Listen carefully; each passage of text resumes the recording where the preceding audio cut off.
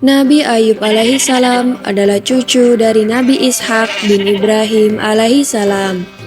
Beliau adalah sosok seorang Nabi Allah yang memiliki tingkat kesabaran paling tinggi dalam menghadapi cobaan dari Allah Subhanahu wa Ta'ala. Nabi Ayub alaihi salam adalah orang yang kaya raya. Hartanya melimpah ruah dan ternaknya sangat banyak. Ia hidup makmur dan sejahtera. Hidup Nabi Ayub dipenuhi kesenangan, namun beliau tetap tekun untuk beribadah. Beliau juga gemar berbuat kebaikan dan suka berbagi kepada siapapun. Semua orang memuji kebaikan, ketulusan, dan keikhlasan Nabi Ayub dalam berbuat kebaikan. Bahkan para malaikat pun juga memuji beliau. Hal ini membuat iblis merasa iri dan dengki. Ia tidak suka ada manusia yang begitu solehnya. Iblis pun berniat membuat Nabi Ayub menjadi sesat. Iblis lalu mencoba sendiri menggoda Nabi Ayub agar ia tersesat dan tak mau bersyukur kepada Allah. Namun ternyata iblis gagal. Iblis pun tidak menyerah. Ia dan para pembantunya kemudian mulai menyerbu keimanan Nabi Ayub. Mula-mula mereka membunuh semua ternak. Kemudian mereka merusak kebun Nabi Ayub dan juga membakar semua harta kekayaan beliau. Namun Nabi Ayub dan anak istri beliau tetap rajin beribadah dan tidak pernah mengeluh. Mereka semua menerima takdir dengan ikhlas.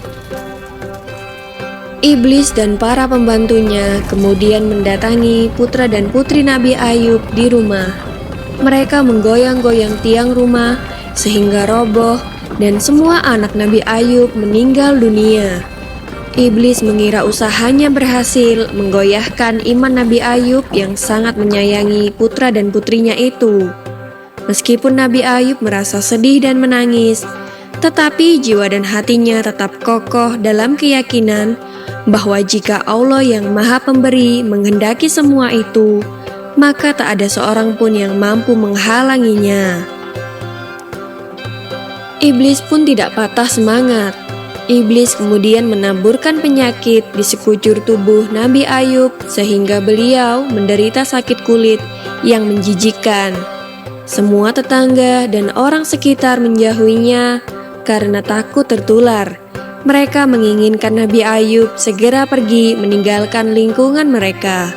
Maka pergilah Nabi Ayub dan Rahmah istrinya ke sebuah tempat yang jauh dari pemukiman manusia. Penyakit Nabi Ayub sudah bertahun-tahun tak kunjung sembuh. Namun Nabi Ayub tetap bersabar. Suatu hari Rahmah hendak membeli bahan makanan dan ia pun pergi keluar. Ternyata saat itu Nabi Ayub sedang membutuhkannya.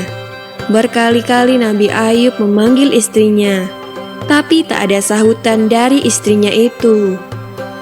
Nabi Ayub merasa kesal. Terbesit dalam benak beliau bahwa Rahmah sengaja pergi meninggalkan beliau. Nabi Ayub lantas bersumpah akan memukul Rahmah 100 kali jika ia kembali nanti.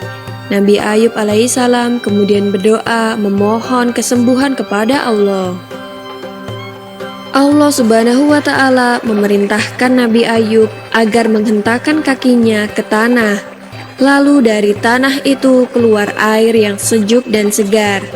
Nabi Ayub lantas membersihkan sekujur tubuh beliau dengan air itu. Seketika itu pula penyakit Nabi Ayub sembuh, dan kulit tubuhnya kini kembali seperti sedia kala. Wajahnya pun kembali bersinar dan memancarkan wibawa yang luar biasa. Rahmah akhirnya pulang dan betapa terkejutnya ia ketika melihat suaminya sudah sembuh. Dan ia juga meminta maaf karena telah hampir kehilangan kesabaran dalam merawat Nabi Ayub yang sakit. Nabi Ayub pun memaafkannya dan bercerita bahwa ia telah terlanjur bersumpah untuk memukul Rahmah sebanyak 100 kali. Beliau sangat bingung, karena dalam benaknya beliau tidak tega untuk menyakiti istrinya yang sangat setia itu. Akhirnya turunlah perintah Allah agar Nabi Ayub mengambil 100 helai rumput, mengikatnya lalu memukulkannya 1 kali ke tubuh Rahmah dengan pelan. Nabi Ayub pun melaksanakan perintah Allah itu untuk memenuhi sumpah beliau. Rahmah sama sekali tidak merasa sakit dengan pukulan 100 helai rumput itu.